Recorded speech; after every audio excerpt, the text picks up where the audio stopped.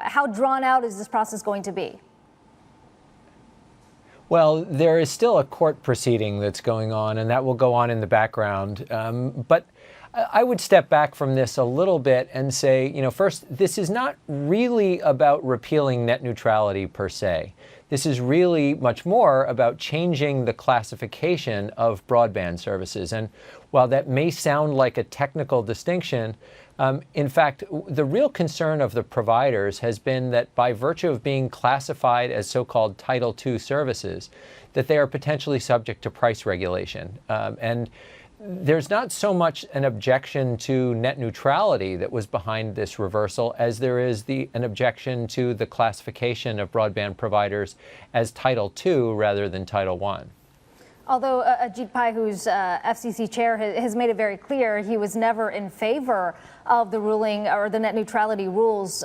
Let's talk about what this rollback could mean, because the thinking has been that this could hurt the content providers. Julia, just pointing to players like Netflix as well as Facebook. How big of an impact is this likely to have on them?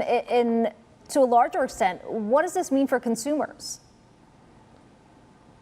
Probably nothing, honestly. Again, the idea that the ISPs or the internet service providers are suddenly going to be unfettered and start to discriminate between content is just not a realistic expectation. They understand that they're still subject to all of the antitrust rules and all of the rules at the Federal Trade Commission. In fact, part of this is about restoring the oversight of the Federal Trade Commission about service practices. So in practice, this probably doesn't have all that much impact.